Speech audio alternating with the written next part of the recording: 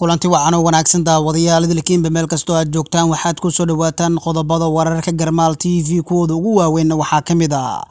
dowladda Ukraine oo ku eedeysay gooni-goosadka Ruushka taageero in ay madaafiic culus ay ku soo rideen dowladda Ruushka oo sheegtay in waqti ay qaadanayso sidii ay ciidamadeeda uga bixi lahaayeen dalka Ukraine sidoo kale warka waxaad ku daawan doontaan ciidamo Mareykan oo gaaray dalka Jarmalka si ay u xoojiyaan NATO qodobada warka ku jira sidoo kale waxaa kamid noqonaya Ruushka oo sheegay inay soo gabagabeeyeen dowlatus ay sameeyeen ciidamada dalkaasi qodobadaasi qodobo kale ayaad ku daawan doontaan wararka Garmaal TV ee ku soo dhawaada iyagoo faahfaahsan aynu ku bilownay dowladda Ukraine ayaa ku eedeysay gooni-goosadka Ruushka taageero in ay madaafiic culus ay ku soo rideen Ukraine ayaa waxa ay ku eedeysay gooni-goosadka Ruushka taageero ee ku sugan Luhansk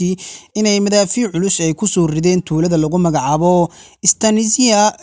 markaasi kadib markii ay hore ay ugu eedeeyeen falaagada gobolkaasi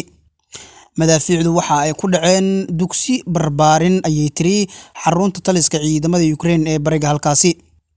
sida ay sheegayaan xogta hordhaca ah waxa ku dhaawacmay laba qofood oo rayid ah waxa sidoo kale waxyeello ay ka soo gaartay kaabayaasha bulshada kala bar deegaanka waxa ka dhacay koronto la'aan wasiirka arrimaha dibadda ee Ukraine Dmytro Kuleba ayaa boggiisa Twitterka waxa uu ku cambaareeyay duqeyntaasi la sameeyay waxaan ugu baaqaynaa dhammaan asxaabta inay si degdeg ah ay u cambaareeyaan xadgudubka ba'an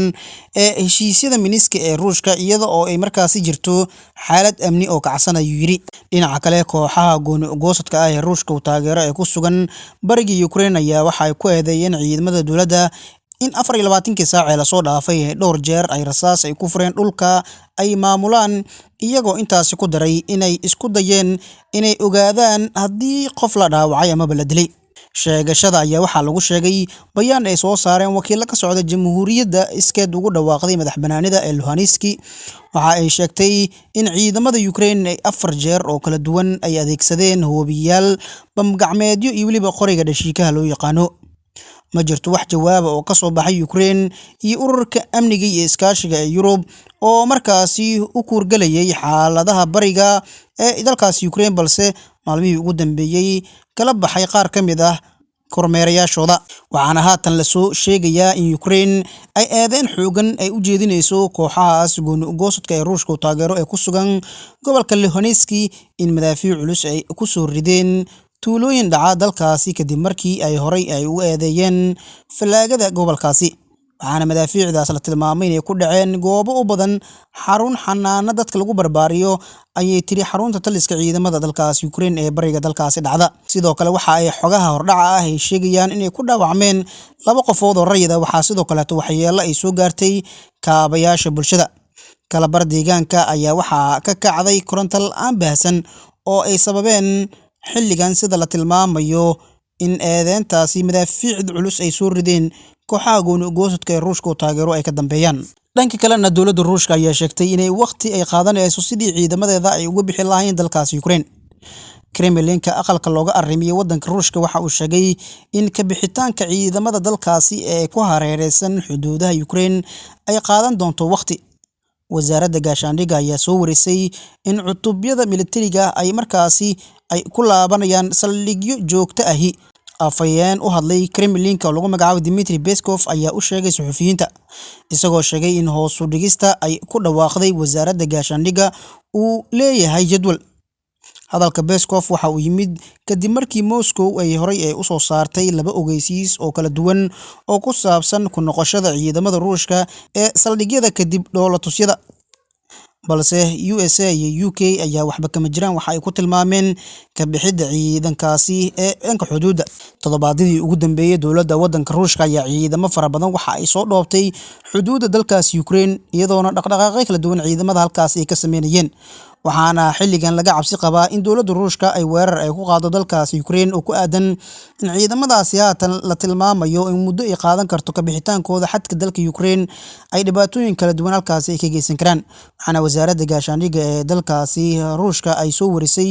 in cutubyada militariga ah ay markaasi ku laabanayaan saldhigyo joogto ahi sida afayeen u hadlay aqalka Kremlinka ee looga arrimiyay wadankaasi Ruushka lagu magacaabo Dmitry Peskov uu u sheegay warbaahinta dhanka kalena ciidamo Mareykan ah ayaa waxa ay gaareen dalka Jarmalka si ay u xoojiyaan gaashaanbuurta NATO diyaaradaha dagaalka ee loo yaqaano F-35 ee ciidamada cirka Mareykanka ayaa gaaray saldhigga cirka ee dalkaasi Jarmalka si ay u xoojiyaan xulafada NATO ayna u muujiyaan mowqif mideysan oo ka dhan ah Ruushka. Diyaaradahan waxa ay ka yimaadeen kooxda 34aad ee Fighter Squadron ee saldhigga ciidamada cirka ee lagu magacaabo Hill Air Force ee Utah, iyagoo markaasi ku biiraya tiro diyaarado ahi oo horey loo geeyay wadamadaasi NATO. Isniintii 8 diyaaradahaasi loo yaqaano F-15E oo ka socday kooxda 336aad ee Fighterskaas ayaa waxaa la tilmaamayaa in waqtiyo kala duwan waqooyiga Colorado ay ka yimaadeen, sidoo kalena magaalooyinka Lask, Poland, halka 6 booyadood oo KC-135 ah oo ka socda dhanka garabka ay markaasi iyagana ay ka yimaadeen Ingiriiska. Sidoo kalena qayb kaleeta ayaa la tilmaamay inay ka yimaadeen oo Airbus ah dalkaasi Jarmalka. Waxaana haatan ciidamada Mareykanka ah la tilmaamayaa in ay gaareen dalkaasi Jarmalka, iyagoo sheegay in ay xoojinayaan gaashaanbuurta NATO. Waxaana isa soo taraya walaacyada kala duwan oo caalamka ay ka muujinayaan xilligan dowladda Ruushka, taas oo ku aadan in ay weerarto dhigeeda dalkaasi Ukraine. Dhanka kalena Ruushka waxa uu sheegay inay soo gabagabeeyeen dhoolatus ay sameynayeen.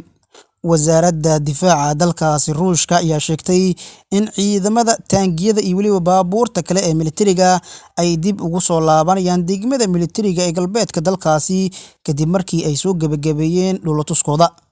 Tareen military oo siday shaqaale iyo weliba qalab xiriir la leh cutubyada taangiyada ee degmada militariga galbeedka ayaa bilaabay inay markaasi ay ku laabtaan saldhigyadooda joogtada ah kadib markii ay dhammeeyeen dhoolatusyada goobaha tababarka, ayay wasaaradda difaaca dalka Ruushka ku tiri hadal ay soo saartay. Ma cadda halka la geeyay ciidamadan, balse waxa ay sheegtay wasaaradda difaaca dalka Ruushka in lagu qaadi doono tareen masaafo ahaan gaaraya 1,000 kiiloomitir oo u jirta xeryahooda. Waxaana Ruushka xilligan uu si gaar ah oo u tilmaamay in gebi ahaanba ay soo gabagabeynayaan dhoolatus ay ciidamadooda ay sameynayeen. Gaar ahaan wasaaradda difaaca ee dowladda Ruushka waxa ay carabka ay ku dhifatay in ciidamo fara badan oo Ruushiyaan ah, sidoo kale taangiyadooda, baabuurta iyo weliba qalab military ay xilligan ay soo gabagabeynayaan marka la fiiriyo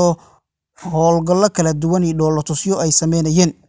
Tareen military oo siday shaqaale iyo qalab xiriir la leh cutubyada taangiyada ayaa waxaa la tilmaamayaa in ay ku laabteen saldhigyadooda joogtada ah kadib markii ay dhammeeyeen dhoolatusyada goobaha tababarka ay ku qaadanayeen, sida haatan ay shaaca ka qaaday wasaaradda difaaca dowladda Ruushka. Ruushka waxaa xilligan cabsi xooggan looga muujinayaa in dhaqdhaqaaqyadaas kala duwan uu ku beegsan doono Ukraine oo awood ahaan uu ka awood badan yahay marka la fiiriyo. Waxaana cabsi xooggan ay soo wajahday dalalka kale ee caalamka oo xilligan walaac badan ka muujinaya dhaqdhaqaaqyada ciidamada Ruushka ay ka wada dhanka xadka dalkaasi Ukraine. Guud ahaan daawadayaal, waxaa intaasi ku soo gabagabeynayaa wararkii aad kala socoteen Garmaal TV. Tan iyo kulanti dambena waxaa idinkaga tegayaa sidaas iyo nabadgelyo.